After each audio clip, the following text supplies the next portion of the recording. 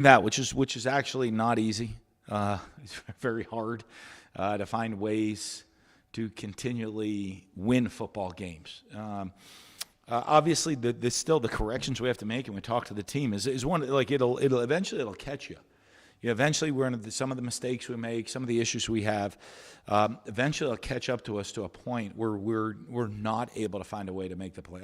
Maybe it won't. Hopefully, it doesn't. But eventually, it can catch you that we make mistakes that we can't overcome. And that's everybody. That's from me to the coordinators. In all three phases, to the player mistakes, whether it is a missed assignment. Whether it is a mental error with a penalty, whatever it is in that, there's going to be a time where we don't overcome the mistakes because there were glaring ones. We had the one possession, we started at the 4. Our series, I think we could have been better in our play calls that series, and went right to goal line offense, and not that we shouldn't have. I still think we should have pushed it in right there. To issues of, we've had a couple special teams mistakes during the course of the year. You look at, we had 3 personal fouls that gave them first downs. All 3 of them, they scored the very next play. We dropped 4 passes. And the big difference, I dropped a pass that was in my hands in a DB as a boom contact play, and I was uncovered and dropped passes. Whether it's missed assignment, blocking, penalties, drive-killing penalties on offense that are very, very, very avoidable. All of these little things are still, the great thing is still coachable things that we got to get better as a team, and our preparation, our execution, our coaching, our everything that we got to be better at. And so that's why we'll go out to practice today. That's why we'll work hard, and that's why hopefully, we talk about getting better from 1 week to the end. I always talk to our guys constantly. Our goal this year is to be a better team at the end of the year than we were at the beginning of the year. That means we constantly found ways to improve, and if you do, we can control that, right? That's one thing you can control is our performance, and so that's something we got to continue to focus on and continue to improve at. Especially this week. We have a very good football team we're playing this week, right? I mean, obviously the team that has set the standard in this league for the last, I don't know, however many years, probably since they joined the league, right? I mean, since they joined the league, they've been a team that's kind of set this standard in the league, and a program that's done it. Obviously, Spencer, really good young football coach, up and coming guy.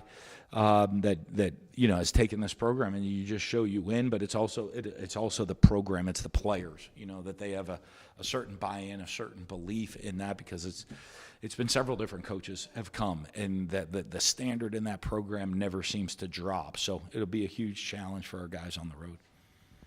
Coach Anthony Calandria, when you saw him first initially, I think in the TV booth, right? Initially first, and then during the recruiting process, did you see or find his competitiveness and that he's a gamer, and when the game's on the line, you want to make sure that he's the one that's taking control there? Well, always. You saw that's him. I mean, he's the guy. He wants to make the plays. And I think the area where he's grown, like we always talk about, is understanding how and when, There's a lot of guys, sometimes 2-minute might become a tough deal.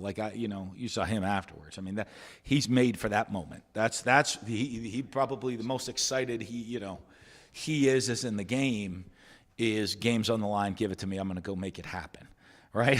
When it's not hey, it's, 1st and 10, middle of second quarter, we got to manage this, check it down, hey, that it's hey, go win the game for us. That's that's right in his wheelhouse of what he wants to be doing.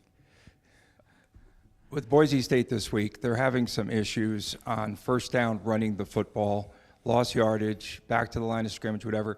If they do that, if you guys can stop them, they are. We all have those problems. Yeah, but if you can stop them there and put them into second down and long, that increases your chances. First down is a critical down. I think it is for everybody. I think the one benefit that you look at them and the success that they have, They have some explosive guys on the outside, and they have a veteran quarterback, right? So,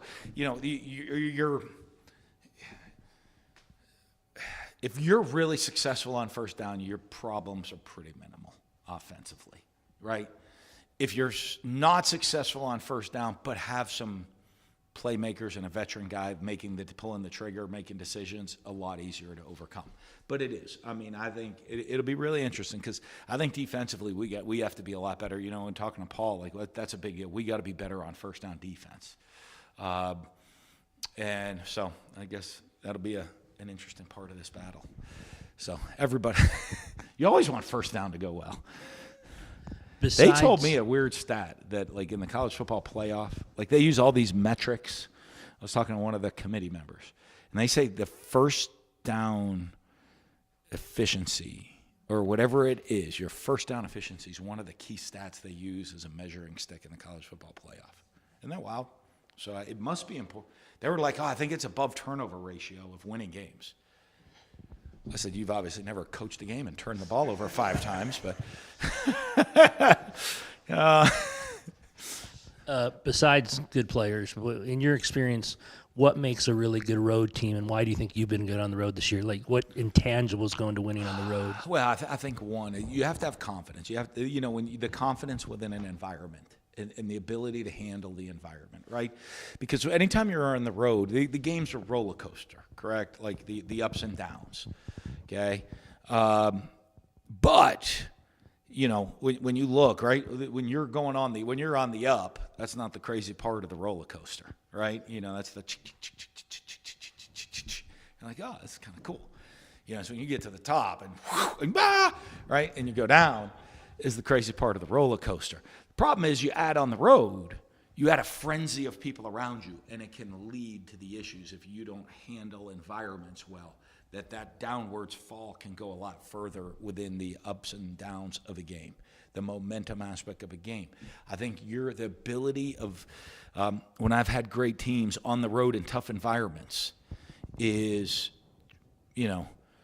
when things aren't going the right way for you, that it's a very short, it's a shorter drop because you're not going to let the frenzy affect you of the road crowd and the momentum that team feels, right? You watch us make a lot of plays. I think, at home, we've made some critical plays near the end of games.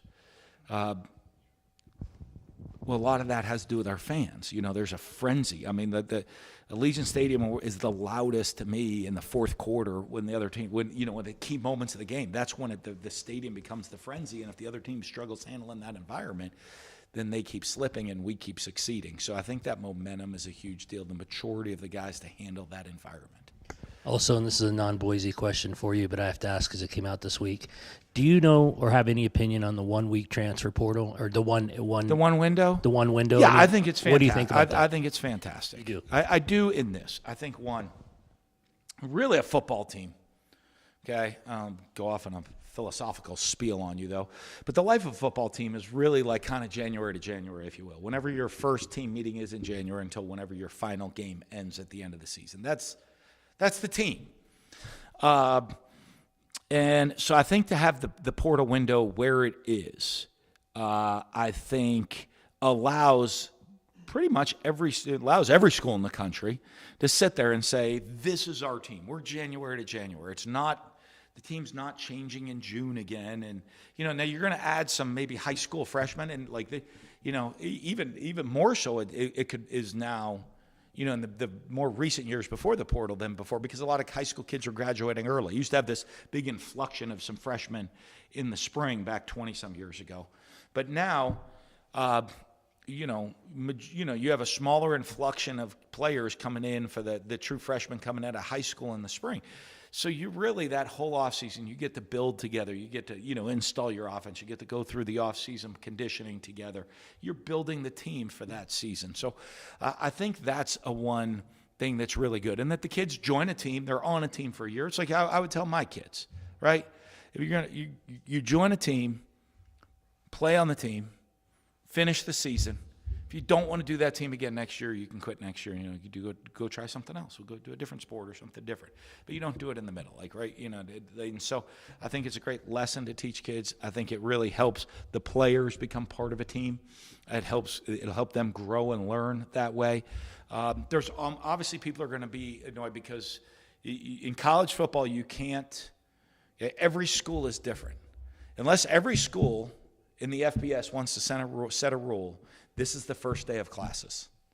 This is the last day to enroll in classes, right?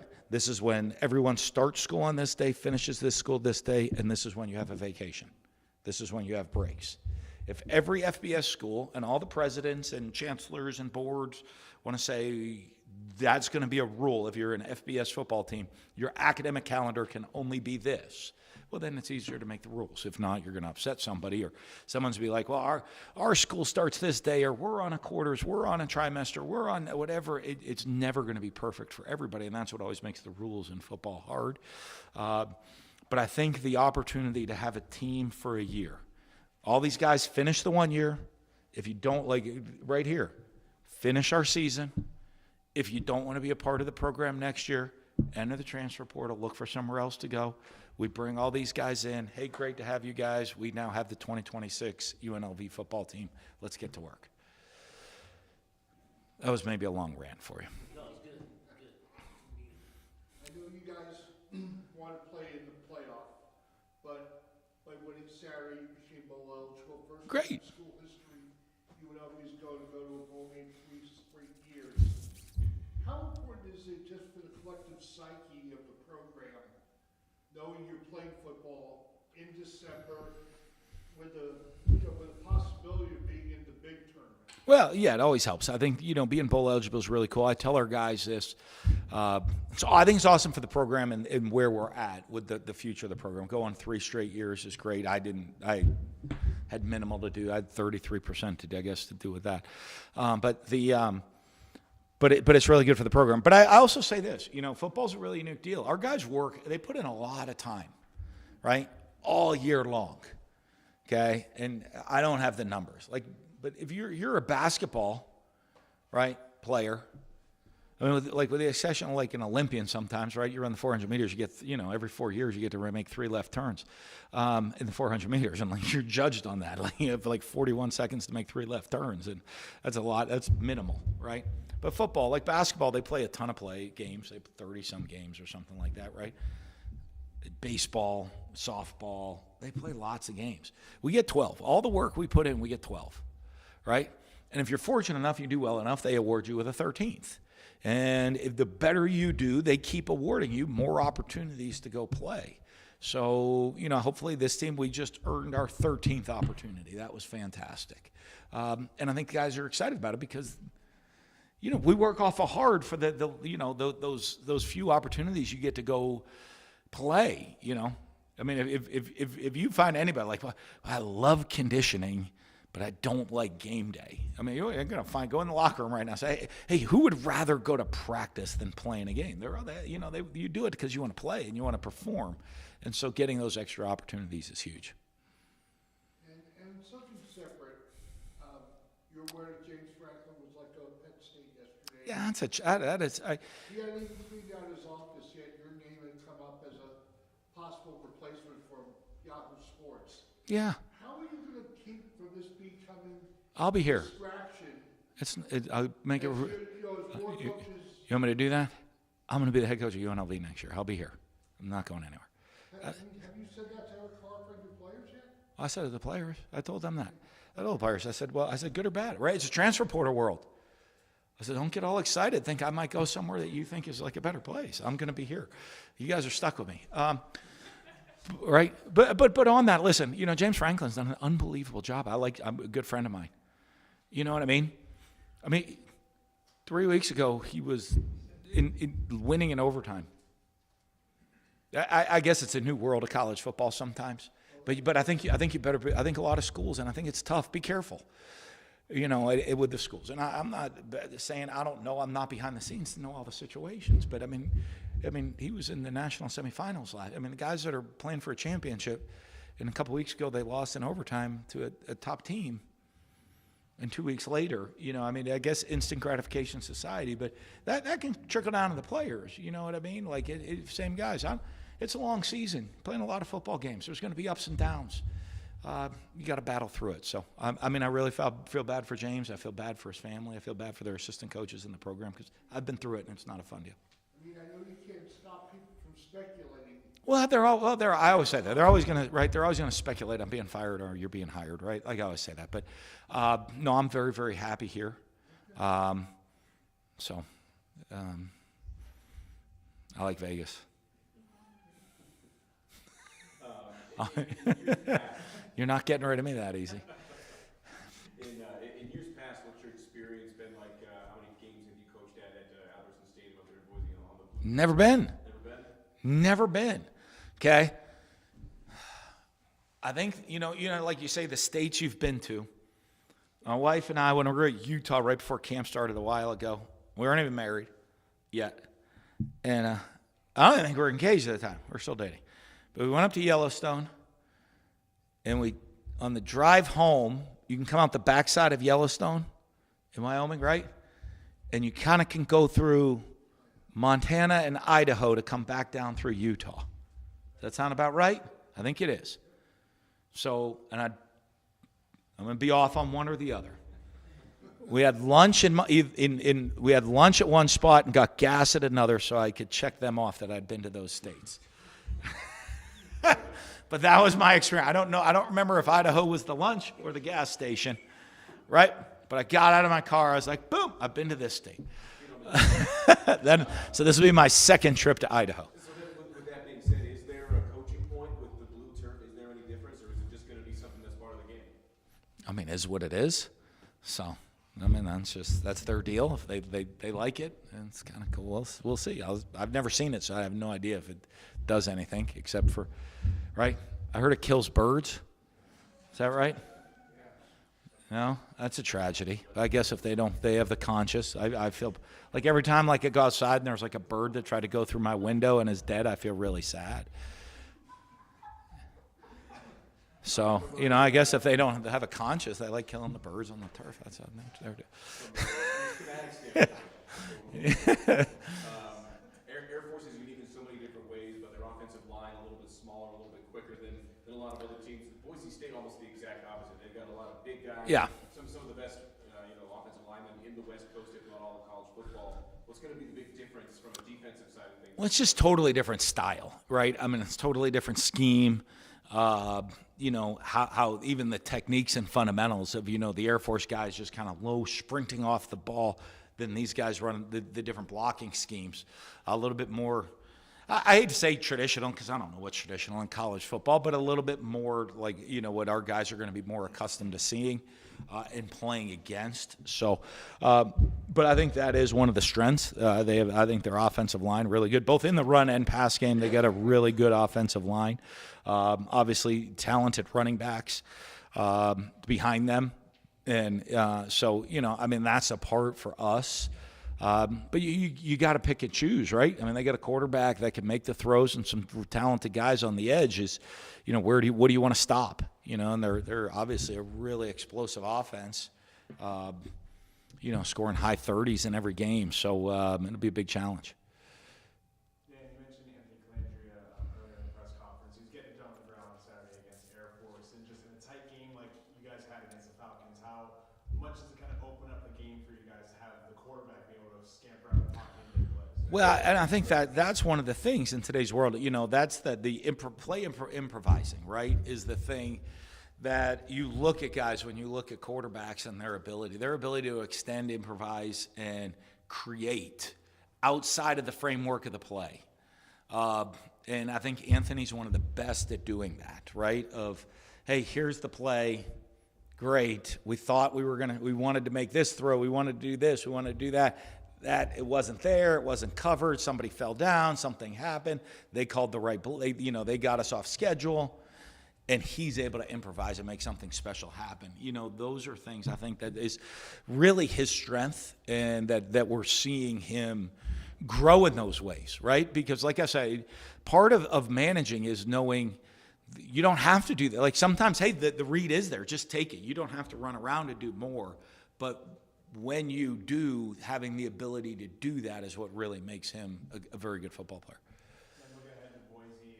His program's rise to prominence at the national stage in the Mountain West. It seems like the Broncos kind of had this program's number in the Mountain West Championship, regular season, whatever it is. Just your early kind of overview of this team, how important, granted, if it's in the regular season, a win would be over this program, how important would it be? Yeah, I think it'd be huge. Well, I mean, obviously, this is, you're talking right now two of the top teams in the league. So, in this game, especially we're both 2-0 in the league. So it's really a 2 games. I guess I should probably study how the tiebreakers in the league work. But I'm guessing it's a 2-game swing, right? It's not just 1, it's a 2 in the standings because then someone would have the head-to-head battle.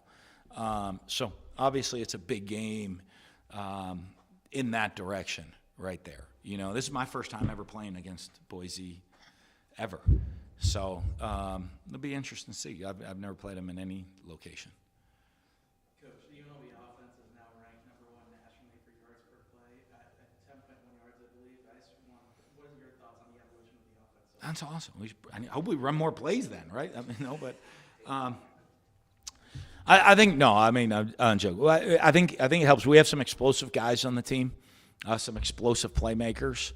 I think Corey, the offensive staff, does a good job of creating ways to get those guys in the open field with the opportunity to make big plays down the field. And I think that aspect of the offense is huge. I think, coaching, when you look at coaching, there's being a great coach is taking your guys and put them in a position to do what they do well. We have some explosive playmakers. I think the staff does a good job of putting them in position to do things they do well and giving them opportunities to do things that they do well in the open field. And so, to sit there and say, hey, there's a lot of things I would like us to do offensively that just don't fit this team right now. And, for me, because I'm me, I'm like, hey, these are things I like. And, I'll go into the offense and I'm like, they're like sabotaging my favorite plays. I'm like, yeah, sabotage. Like my plays don't work. My favorite, some of my favorite stuff. But it does, but it doesn't fit the personnel. And I think that's a key part of our staff has done a good job of putting guys in position to do what they do well. And also, Coach, I know you mentioned you haven't been out to Albertson Stadium yet to play on the blue, but what are you expecting from this environment on Saturday? Watching them always look like they have a very passionate fan base. When I've seen them on TV, they always look like they have a very passionate fan base. So, I'm expecting a sold-out crowd that's fired up, ready to go. A lot of juice and energy, and I think right. We've played them a bunch the last couple of years, so it's become a little bit of a rivalry game. So, I haven't been here for all of it. But I think that part within their fan base, and they know this, UNLV Boise is a big game, and so I think that adds extra juice for their fan base to get out there ready to go. So I expect it to be a pretty really cool game day environment. Now, coming into the season, you really didn't know necessarily not only who was going to be the kicker, but what you had between Costa and Villa. And Villa in the game against Air Force made 3 kicks, the most of any game this year, 3-point wins, so those kicks were big. How nice has it been to really be able to settle in on a guy like Ramon and kind of just almost set it and forget it in terms of the field goal? Well, I think he's done such an amazing job of earning everyone's trust. I think that is such a huge deal. That I think he did I think it was tricky early in the games, right? In camp, they weren't great. Then all of a sudden, he had a great finish to camp. We felt good. Struggled in the first game. I think now his confidence and the confidence the team has in him, we put the PAT field goal team on the field. We expect points every single time. And I think the team has now the confidence the team has in him and the confidence hopefully he has in himself that those expectations have really grown. And I think that trust that everybody has in him has been fantastic, and I think he's really responded well to it. Coach, what did you learn from coaching against Air Force? And we saw on the sidelines you were very, animated there in the first half. What were some of your concerns? We saw a chop block call in the second half. Yeah. Was that one of your concerns or holding, or what was it? No, it's like I don't know. I just was making sure that I wanted to make sure things were equal. Communication was set right that way with how things were, and a lot of times with that and talking to officials, you're talking two extremes in styles. You know what I mean? So I just pointing some things out maybe that I saw with those guys. But, I mean, in the end, like I always say this in officiating, and I tell everybody this. What you want as a coach, all you want is consistency, right? And I'll tell them this. Like, I don't care. Like, I'll tell them, like, before the game, like, I don't really care how you want it. You call the game. But let's just make, like, I want consistency within the course. If you're going to call it tight, okay, right. People say, well, there's like holding on every play. There probably is in some way, shape, or form. But if they're going to call it all the time, well, okay, we got to adjust to how you play the game and the style of the game. And so that's always, I always talk about officials now. You just want consistency in everything that's going on with the game. And I think our officials we've had have been really good at doing that, right? Even go to like, I laugh, like the UCLA game. How many penalties were in that game? There were a lot, right? But it was like we had 16 and they had 17, okay? It was, so you have to, but that's good. I don't know, good or bad. I shouldn't say good. What's the consistency? They're going to call the game a certain way, so the players have to adjust to how it's being kind of called by everybody. And that's all I ever ask for officiating is consistency. Just so we can all adjust, right? Then I'll yell if it's all like, yeah, okay, I got. I'm trying to figure out how you're calling it. Got it. All right, we're good. I thought I was calm on Saturday. No. Yeah. Well, you can go back and watch some tapes of me through the years, right there. You can find a little bit worse. Thanks, Coach. Awesome. Good to see y'all.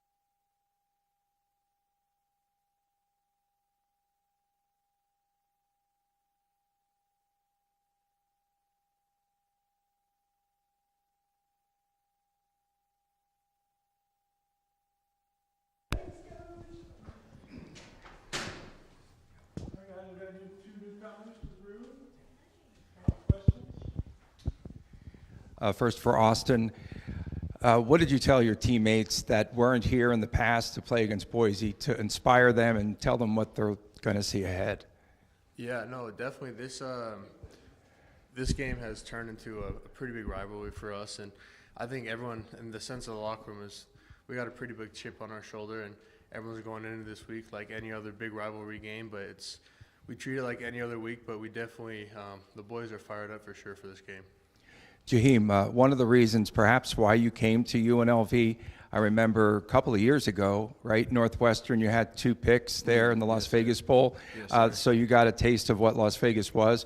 What was the determining factor in deciding to come here? Coach Mullen, at the time, Coach Arnett, those were big factors for me. Coach Mullen has his history of putting a lot of guys in the league, especially in defense. And growing up in Florida, I watched all his teams.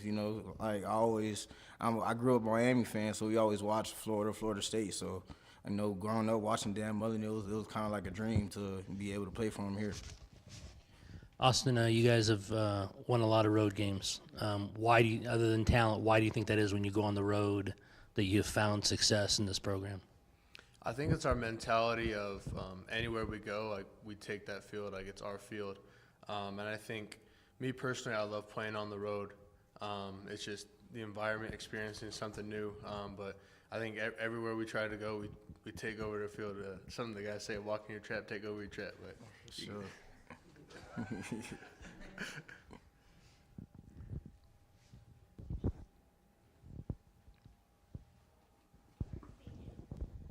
Jaheem, I'll start with you. Just the personal fouls on Saturday, the penalties. What do you want to see from your guys moving forward in Mountain West play? You know, we know we can't have those type of flags against us, especially a team like Air Force. You know, you can't, like Coach PG told us today, like we can't give that team like that extra at bats. You know, extra possessions. You know, they're gonna hurt us in the back end. So just want to clean up. You know, we don't want to have any penalties, hurt us. You know, going forward, especially in these type of game we got this week. 6-0, making sure that you guys are not too high or too low throughout the game. How are you trying to control and make sure everyone's cool? Man, honestly, it's not really hard. We got a lot of, we got a new team per se, a lot of guys coming in, but we got a lot of veterans, and the games we've been in, you got to be calm, especially, like, that's what I love about our team. Like, speaking to, Coach Mullen, he always spoke on this, but, like, we be calm, like, we all have that confidence in ourselves that we're going to end up winning this game, but we know it's no 10-point plays in one play. Like, we just got to play one play at a time. Austin, the consistency from Calandria, how is he improving each week in your eyes? Yeah, no, he's doing a great job just leading the offense and just getting us going. I think he said a couple weeks back how dynamic our offense is and how, we could really take that time of possession or we could score fast when we need to like we did against Air Force. This one applies to both of you guys. I'll have Austin start, I guess. But both position groups, the offensive line and the defensive backfield, have had a lot of personnel kind of shifting in and out. There's been a lot of rotating pieces really coming. So what are some of the ways that you try to keep your respective position groups consistent, even with the personnel shifting in and out really all day? Yeah, I think it all comes down to our preparation and throughout practice. Coach Soleni, he gets us to practice really, really hard, whether it be with different players or not, with all of our rotating that we do. But with that, us practicing how hard we do throughout the week, it gets us on Saturdays to be able to play really, really fast without thinking a whole lot. For the back end, contribute that to Coach Davis. He keeps everybody in line. He treats everybody the same. There's no excuse for preparation. Everybody has to prepare like they're going to be out there. And like you said, we rotate guys, so there's no excuse not to be prepared because you're going to be out there at some point in the game. And then, Jaheem, your role has kind of shifted a little bit throughout the season as well. A lot of strong safety. Seen you kind of in some nickel sets and some really, defensive back-heavy sets. But 4.5 tackles for loss, the team leader. Were you always a type of in-the-backfield type of defensive back, or is it because of this new role here this year? It's really a new role for me. Honestly, going back to my whole career, I mostly played to the field, more of a deep safety. But that coming here, that's something I wanted to transition, be around the ball more, and it kind of flourished for me. So it played a big role. Austin, this one's for you. You mentioned just Boise's being a bit of a rivalry game for this program. You've been here for some of the most recent battles between the two programs. Even though this is a regular season game, what would a win on Saturday mean for this group? I think this is a win on Saturday would mean a ton for this group. We've kind of had this marked out on our calendar. Obviously, every game is very, very important for us. But it has been a really big rivalry over the past couple of years, and I know especially me and some of the guys who've been here the last couple of years have wanted another shot at Boise, and I know without a doubt that come Saturday we'll be ready.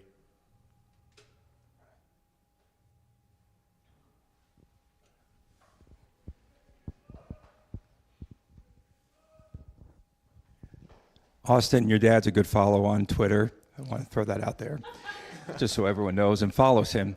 But in that game on Saturday, was it a fun game to be in, even though it was back and forth, or what was it like in the trenches? Me personally, every game is a fun game. But yeah, it was a fun game. I know it was a little closer than we wanted it to be, but it's always, high scoring, a lot of offense we got to play. So yeah, it was definitely a fun game. And Jaheem, do you feel as though in this game the turnover battle might matter in a game against Boise State? Nah, for sure. It matters every game. That's a point of emphasis for every game. Coach Mullen breaks it down. It's red zone scoring, turnover battle, special teams, and playing great defense. So if you win a turnover battle in every game, then you're in position to win. Austin, having been here now and being able to go to a bowl game for a third straight year, and knowing the history of the program, there've only been a few bowl appearances. What does that mean for the seniors, the juniors, people who've been here, to be able to say, hey, I was part of something like this where we went to a bowl every year? It means a lot because I know there's a couple guys older than I am, and they've seen the turnaround of the program. And obviously, being bowl eligible the last 3 years has been huge, and our aspirations are bigger than that. Obviously, we want to be in the playoffs, and I think a lot of the older guys see the opportunity that we have at hand. Austin Jet leads the nation in yards per carry. What makes him so special as a goal line? What do you see from him? He has great field vision and just being able to make explosive plays, and I think he has really high yards after contact as well. He's just really, really good at running people over, making people miss, and doing what he does. He's a special player, and whenever he gets the ball, it's always usually a big play. Appreciate y'all.